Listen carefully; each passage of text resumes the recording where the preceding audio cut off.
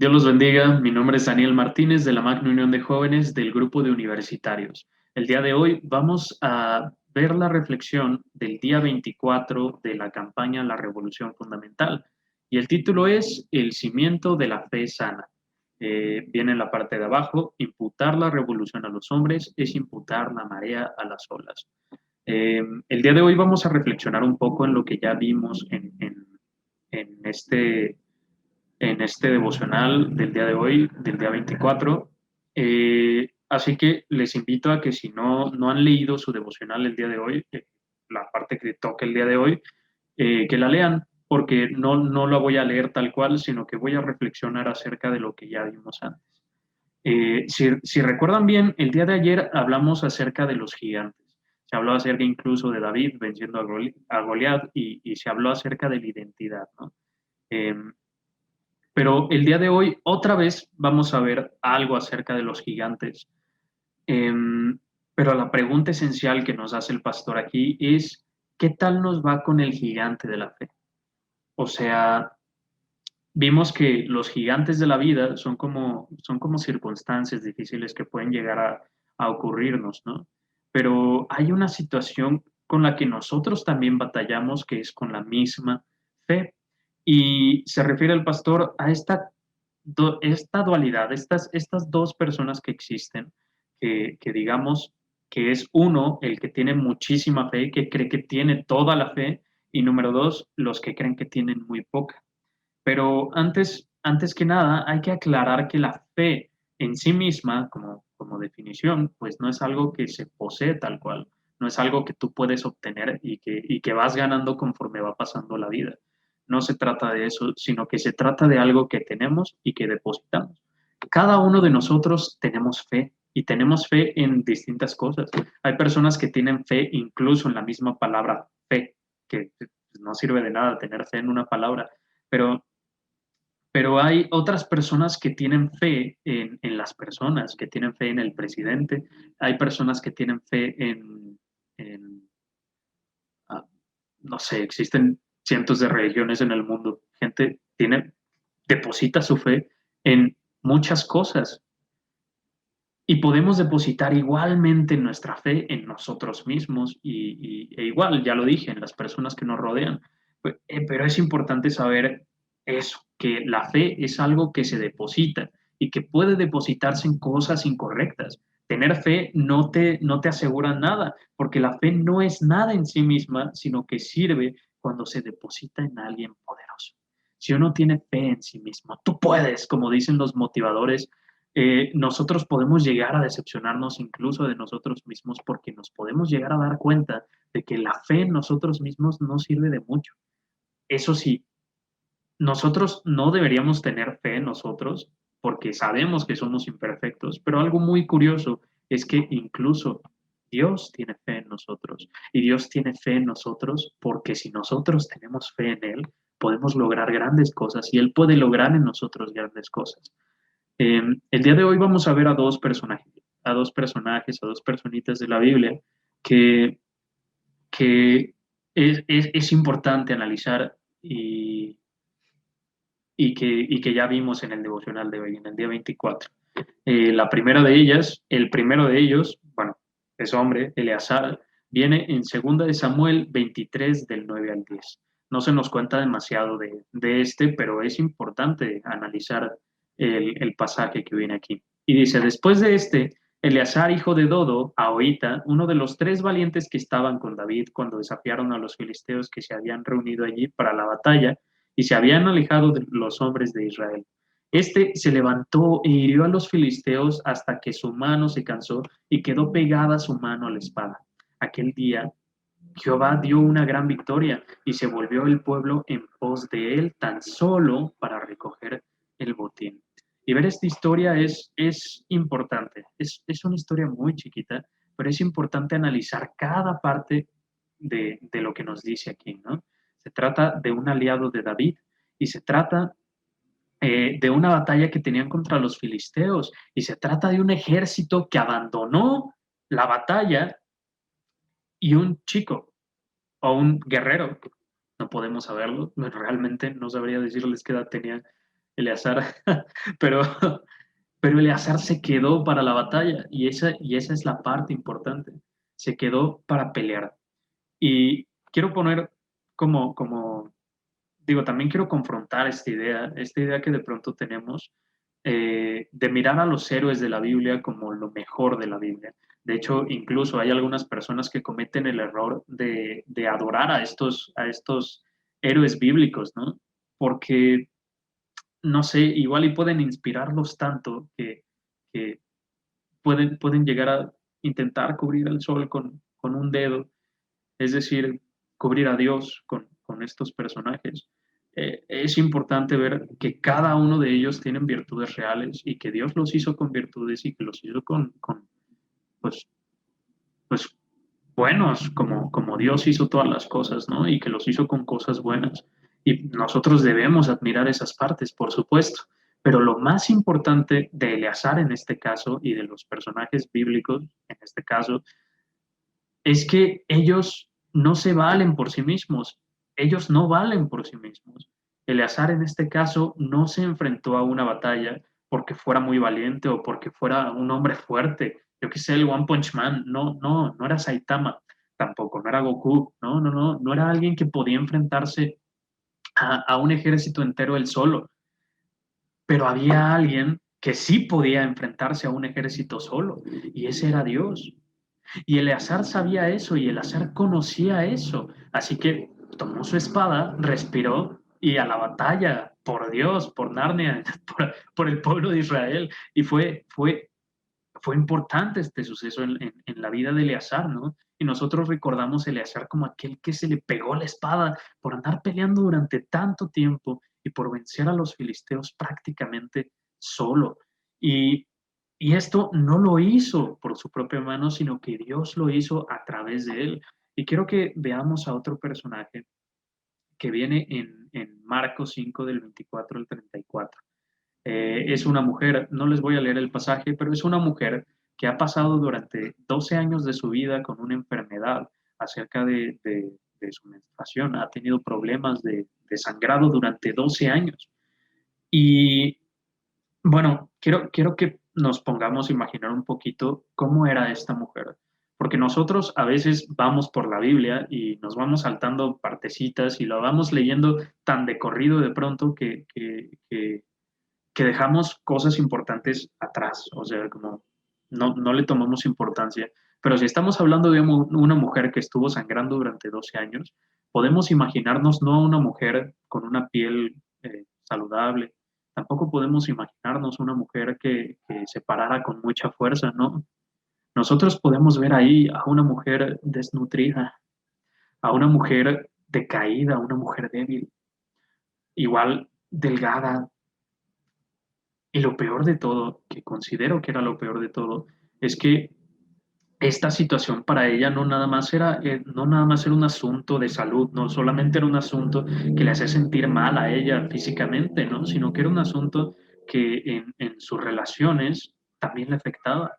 Porque si recuerdan, en la ley judía, el ser impuro, o más bien la mujer en sus días de menstruación, se consideraba impura. Entonces, si esta mujer llegaba a tocar a alguien o llegaba a convivir directamente con alguien, físicamente con alguien, esta otra persona se volvió impura. Esta mujer estuvo 12 años siendo impura. Eso significa que nadie la tocaba y eso significa que tampoco podía tocar cosas. Y ella invirtió toda su vida para sanarse de eso, invirtió todo lo que tenía para sanarse de la enfermedad que tenía. Y es complejo, porque nos encontramos a una mujer verdaderamente desesperada, a una mujer que ya había hecho de todo y a una mujer que encuentra una esperanza, porque ella había perdido la fe, porque tuvo fe en los médicos, pero los médicos no lograron nada. Tuvo fe en ella misma, sí, sanaré, y no logró nada. Pero lo importante es que vio en quién depositar su fe. Había escuchado de un tal Jesús que decían que era el Cristo, que venía a la ciudad y que le seguía una gran multitud, y ella fue en pos de Jesús y ella fue siguiendo a Jesús en medio de la multitud para metiéndose en medio de la multitud, perdón, para llegar a Jesús y entonces poder tocarlo tan siquiera. Jesús nota que poder sale de él cuando ella lo toca. Y Jesús dice, ¿quién me tocó? Y sus discípulos dicen, ¿cómo que quién te tocó? Pues está rodeado de gente, Jesús. O sea, ¿cómo que quién? Y dice, no, es que sentí que salió poder de mí. Y fue cuando ella se presentó ante Jesús y le contó todo lo que había pasado. Y Jesús le dijo, tu fe te ha sanado. Ahora eres libre de esta condena y no únicamente la condena, porque digamos, tenía tres condenas. Tenía la condena de que era impura y fue impura durante 12 años de su vida, pero a partir de que Jesús la sana, esta deja de ser impura. Amén, qué precioso. Deja de ser impura no solamente en ese sentido, deja de ser impura físicamente, deja de sufrir aquella enfermedad que ya había sufrido durante muchos años. Y una tercera condena eran las consecuencias de lo que había hecho. Porque si recuerdan, ya lo dije, la ley judía decía que una mujer en sus días de menstruación era impura y no podía tocar a otras personas. Y esta se metió entre la multitud. O sea que si alguien se enteraba que esta tenía flujo constante de sangre, la apedreaban, ahí en medio, la agarraban y la apedreaban, y todos a bañarse, ¿no? Pero Jesús la libra de esto, y Jesús la libra de una manera muy tierna, prestándole atención, y eso es algo que quiero hablar más adelante, que no tiene mucho que ver con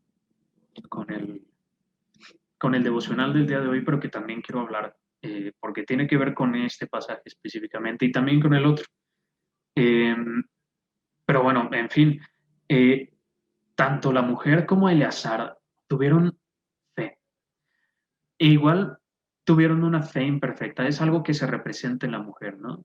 Porque la mujer como ya dije antes, había tenido fe en muchas cosas. Había tenido fe en médicos, en ella misma para sanarse a sí misma. Había tenido fe en muchas cosas. Y se acercó a Jesús como, con una fe supersticiosa, no con una fe gigantesca. Yo sé que Él es el Cristo, Él es el Hijo de Dios, Él es el Verbo encarnado, por supuesto que puede sanarme. No, ella no conocía eso. Tenía una fe ingenua. Ella creía que si lo tocaba, se iba a sanar. Y sanó, y no fue porque tocó a Jesús, sino porque tuvo fe, sino porque Jesús la sanó, porque tuvo fe. En caso de Lazaro, fue lo mismo. Ganó la batalla por la fe que tuvo en Dios. Y al final de cuentas, Dios es quien hizo la cosa. ¿Por qué? Porque la fe no es nada en sí misma, sino que sirve cuando se deposita en alguien poderoso. ¿Y qué más poderoso? ¿Quién más poderoso que nuestro Dios? El pastor Gilberto termina con una frase que me gustó mucho, que dice, no hay duda, para que nuestra fe experimente una revolución fundamental es necesaria una fe sana. Así que no perdamos de vista la fe sana es la que se deposita en Jesús, el autor y consumador de la fe. Y este es el cimiento firme para realizar una revolución fundamental en el mundo entero. Entonces los invito, mis hermanos, a que depositemos nuestra fe en Jesús, que aunque haya muchas cosas que igual nosotros podemos llegar a creer, que podemos depositar nuestra fe en eso, bueno, razonemos mejor y busquemos primeramente a Jesús. Y aquí acaba mi reflexión, pero como les dije, hay una parte en el pasaje de la mujer que me interesó y no me quiero callar, no me puedo callar esta parte porque mientras lo estaba estudiando eh, me dio curiosidad. Ambos tienen una peculiaridad, porque podemos ver a una persona y podemos ver a Dios en ambos lugares, ¿no? Pero podemos ver a terceras personas que están dentro de esa situación. Digamos que está Dios, está el bendecido y y están los que quizá abandonan y están los que quizá tienen, ¿cómo decirlo? los que prefieren su vida a la de los demás. En el caso de Eleazar, era un ejército, era un ejército que vio a los filisteos grandulones y dijeron, ay, no, qué miedo, yo me voy. No, porque eran muy fuertes, según ellos. Y sí, sí eran fuertes, lo aseguro. Hombres gigantotes, con espadas grandes. Ya vimos a Goliat, enorme. Pero estas personas, en vez de seguir a la batalla, y en vez de mirar a Eleazar y decir, este tipo se está quedando porque tiene fe en Dios, y en vez de mirar a Dios dijeron, no, no, prefiero mi vida a cumplir con eso, a batallar con esas personas, porque igual y ganamos, pero o sea, ¿cuántos nos van a matar? No, no, no, yo me voy de aquí. En el caso de la mujer es algo más preocupante todavía porque se trataba de los discípulos de Jesús, porque Jesús voltea y dice, alguien me tocó. Y los discípulos lo primero que dicen, todos te están tocando, Jesús. Prácticamente le estaban diciendo, ¿y qué? Todos te andan tocando. Jesús, ya vámonos, vamos tarde. Tienes que predicar, tienes que ir a dirigir la alabanza, tienes que ir a, yo qué sé, a darnos de comer porque tú eres el que multiplica los peces y los panes. Y dijo, no, espérate, hay alguien aquí que me tocó y diferente. Porque todos estos están alrededor mío porque sí, me animan, ¿no? Porque, uy, sí, Jesús, la celebridad, Jesús, pero esta no me ve como una celebridad.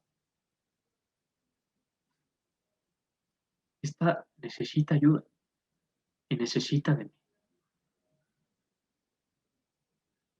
Hay personas, y cuando digo hay personas, lo digo en un sentido en el que yo también he estado en esa posición y en el que sé que también puedo llegar a estar en esa posición. Yo también soy un ser humano, no soy Jesús.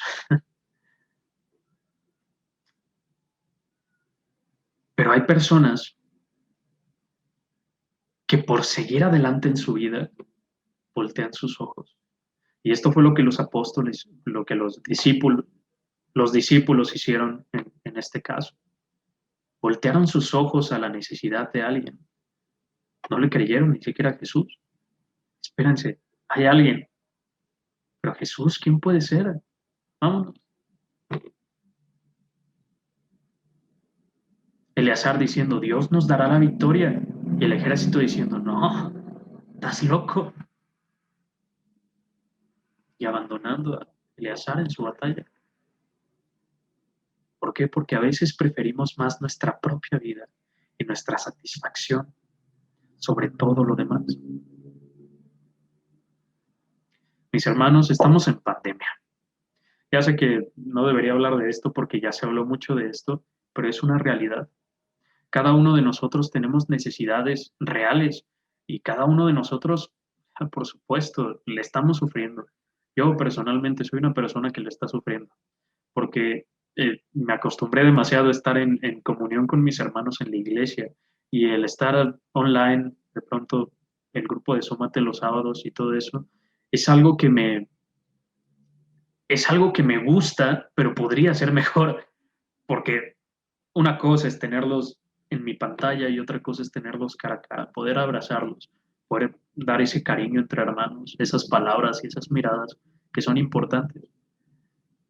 Y yo le estoy sufriendo, y cada uno de nosotros creo que estamos sufriendo en cierta medida. Pero hay algunos de nosotros que igual y nos estamos olvidando de lo verdaderamente importante. Jesús aquí nos muestra lo que es verdaderamente importante, porque Jesús sí tenía que seguir adelante, tenía que predicar, tenía que dirigir la alabanza, tenía que hacer la comida. Claro que tenía que hacer eso, por supuesto, pero había algo importante, una mujer que necesitaba de Dios, una mujer que necesitaba ser sanada, una mujer que estaba en desesperación, una mujer que necesitaba mucha ayuda. Y mis hermanos, aunque a veces podamos llegar a ser egoístas, debemos saber que debemos saber que hay alguien que en estos momentos hay un hombre con dedos fuertes sosteniendo una espada y luchando contra gigantes, luchando contra muros.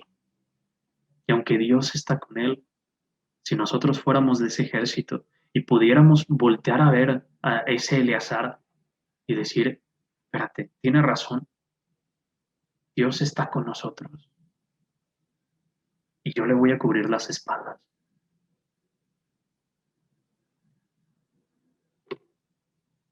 Porque estoy completamente seguro de que si hay un hombre con dedos fuertes sosteniendo una espada y luchando contra gigantes, seguramente también hay una mujer que está pasando por problemas, que se siente pisoteada por la gente, porque si recuerdan, había una gran multitud. Fíjense, yo antes me imaginaba esta escena en la que Jesús estaba así en el centro y había una bolita alrededor suyo, pero no, decía que había una gran multitud. ¿Se acuerdan de la escena esta de los antílopes del Rey León? Que así van corriendo y no sé qué, y hasta matan a Mufasa. Yo pienso en algo así, claro, un poco menos desenfrenado, pero algo así. Había gente alrededor suyo, e incluso los más chaparros se subían a los árboles para ver a Jesús. En los techos veían a Jesús. Y esta mujer tuvo que meterse entre toda esa multitud de gente, siendo pisoteada, siendo, quítate, empujada, estirando su mano para llegar a Jesús. Estoy seguro de que hay alguna mujer que se siente pisoteada en estos momentos, que se siente imposibilitada de llegar a Dios.